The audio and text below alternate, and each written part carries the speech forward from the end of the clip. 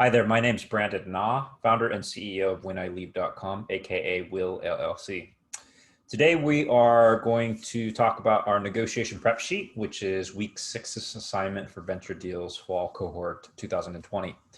So starting off here, you can see in our first slide, we are going to talk about our interests as the startup and the VC, the venture capital firm, and their interests, and some of the resources and capabilities we have that we can bring to the table. So first off, you can see here in the first column, we have a few different things that we need or want. We want to obviously have funds so that we can accelerate our growth. We need to honestly have more money to, do the hiring, build the product quicker, and frankly, use some of it probably for go-to-market and other things that typical startups need to have in order to literally, quote unquote, accelerate and potentially garner the goals of the VCs. We are hoping to actually speak to a venture capital firm that has a similar ethos, if not identical. We think that will help us, frankly, move forward as effectively as possible and also align with us with our long-term goals. We also hope that the investor does not change what we are hoping to do with the company. And so those are some of the things that, frankly, can help us literally achieve some of the goals that we've laid out over time. And then finally, with the cash infusion or the startup infusion, we believe we'll be able to build out all the great products that we've actually envisioned building to help the large audience that we feel is out there for us to serve. However, with that said, venture capitalists always think about, or on a regular basis these days, think about literally finding opportunities. I mean, why are VCs doing what they're doing? Well, they're doing it because they frankly want to reap the financial rewards. They do sometimes have other goals in mind, including maybe working with a startup founder multiple times. And so that gets back to their interests and frankly, reaping the rewards for their investment.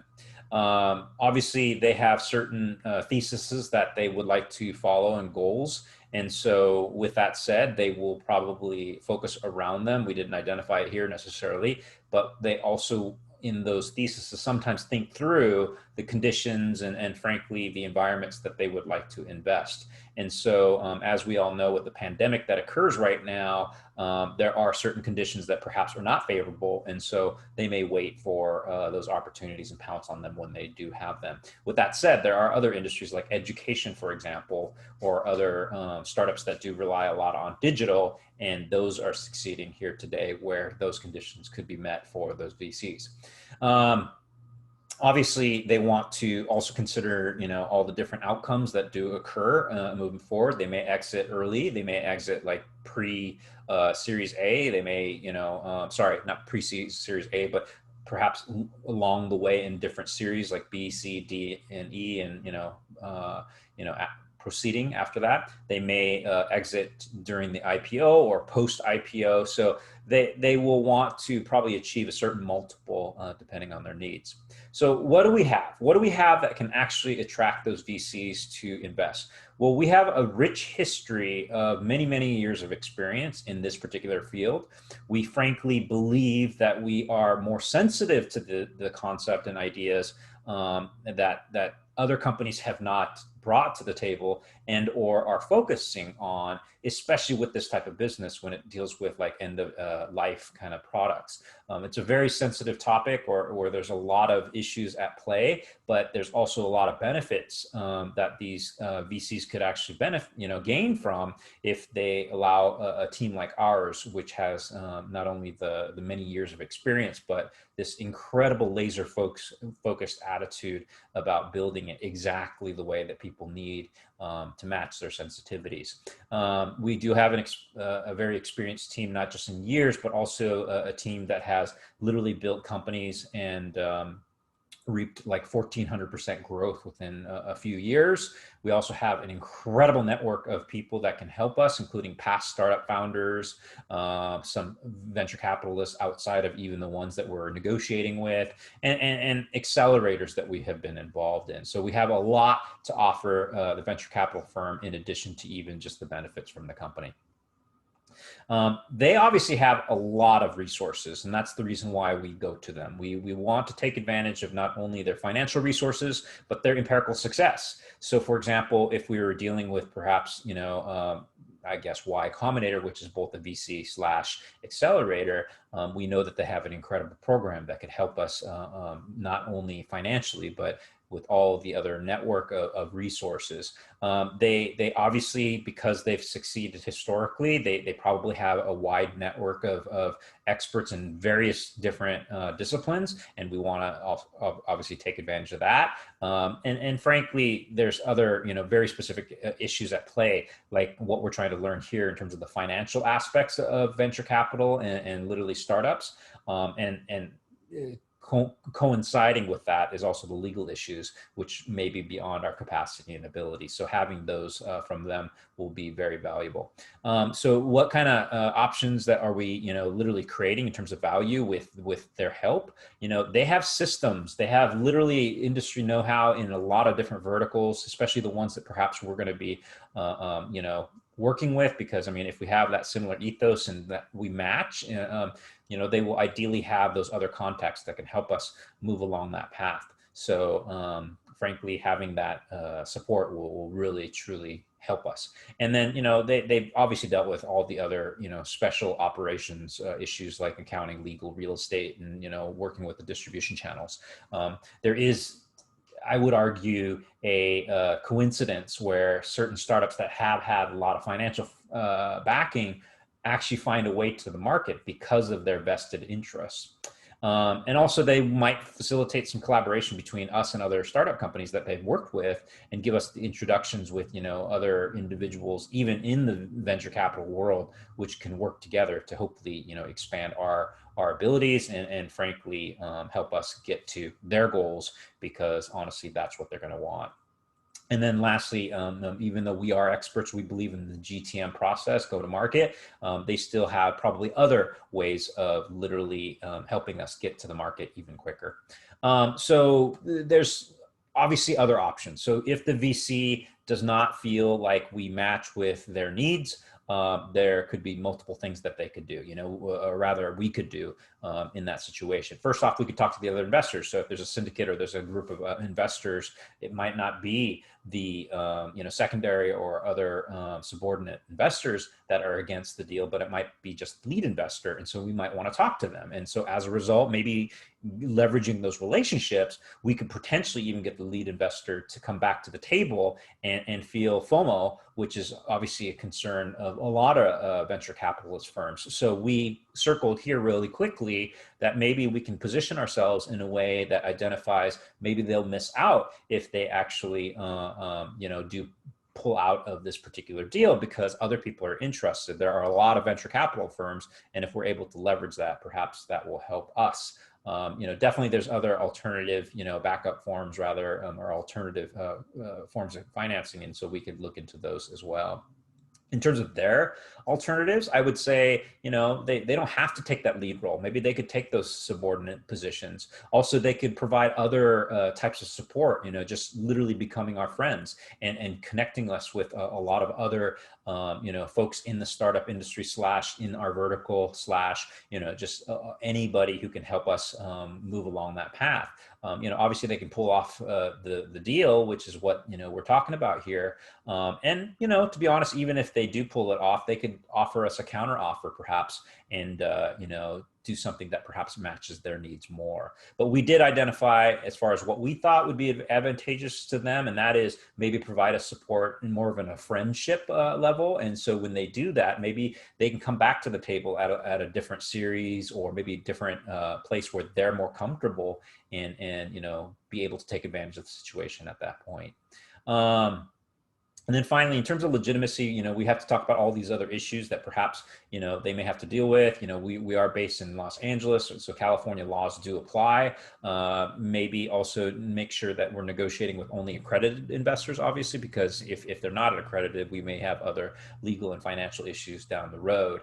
We also would probably want to look at like what their goals are along the way. Maybe they don't want to be with us for the long term. Maybe they're willing to accelerate us to Series B or maybe Series C, or maybe they are going to be with us for the long haul. And so we want to talk about all those kind of things and then identify perhaps where they may want to exit.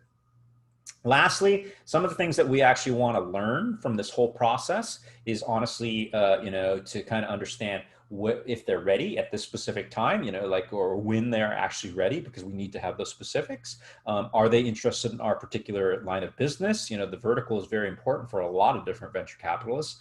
We would like them to also, give us examples of how they've invested in the past, and perhaps, if it's gone wrong or if it's, actually worked out, maybe have some more history that will help us understand empirically how we can work with them.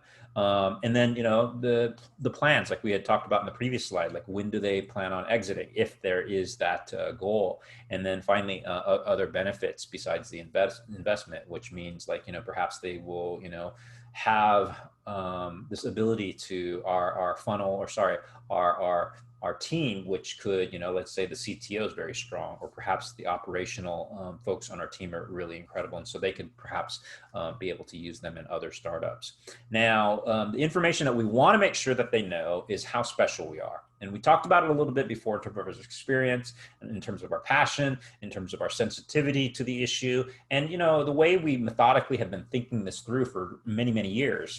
As we've identified in previous presentations, this has been a 19-year journey where we wanted to make sure we did it right. And so identifying that kind of stuff to the VC, I think, will be very important. Another point that we didn't list here is, I've actually spent a lot of my money. I am all in.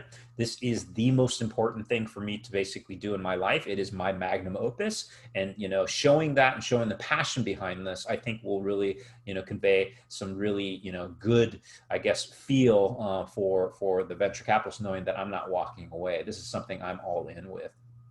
And there's all kinds of other things, like our amazing team that we have right now. Honestly, I have never been so fortunate in my entire life to have such passionate individuals. I mean, I'm talking about the most passionate individuals I've ever seen in any capacity. And, and they're not necessarily, needing to be paid the highest wages in the industry, because they really believe in our mission. And so, those kind of things will really, really help, I think, the venture capitalists feel confident that we're going to do quite well.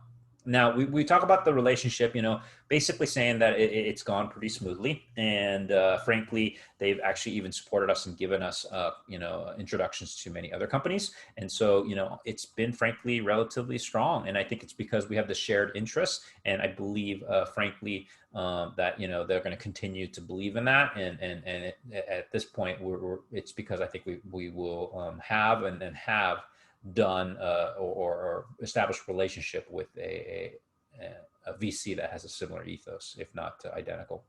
And then finally, like what kind of commitment or what kind of agreement do we really, really want? We want to make sure that we have mutual interests at stake here, or mutual interests that are achieved. And so we want to make sure that all those key points that frankly, the investor or the VC will achieve their goals. And also we want to make sure, as we identified at the beginning, are we able to, complete the mission and hopefully serve the consumer base that we've been talking about from the beginning. I mean, we've been thinking about this, like I said, for 19 years. And as a result, we really know what we want to do. And we believe we can't be too far away from those goals. And if we're able to do that with giving them the opportunity to reap the rewards from our very large potential market, I think we'll both win. And so that is basically, our goal. And then finally, to develop, frankly, what I had identified in terms of their value proposition, or rather, their alternative. And that is, developing a long-term relationship, because if this, startup doesn't necessarily succeed, we will want to still stay in touch to hopefully work with them with other business ideas. Unfortunately, sometimes economic conditions, as Bill Gross has identified in terms of, the most successful startups in history, the number one reason why they succeed is timing. And so maybe the timing isn't right, but we do have the team or the idea and things, the other variables that Bill Gross identify as reasons why startups succeed. And so hopefully we'll have all of that in terms of what the venture capitalist wants. And then, when the timing is right, we can, dive in together and truly reap the rewards that I think we're both trying to achieve.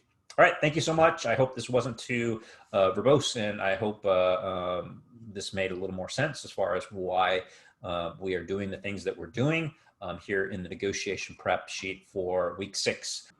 And our team West Meets East is comprised of Maria Givu, who's a business development, project and procurement specialist for Sportsmaster and Con Electronics. Elena Brin, who is a biotech startup co-founder based in Southern California. Dara Chen, who is a UPenn Wharton MBA candidate. And then finally, Julia Athaide. I apologize, Julia, if I'm pronouncing your last name incorrectly, but Julia is a consultant out of Park City, Utah. And my name's Brandon Na. Again, I am the co-founder and CEO of WhenILeave.com, aka Will LLC. And again, that's West Meets East. Thank you very much for listening to our little presentation of week 6's assignment.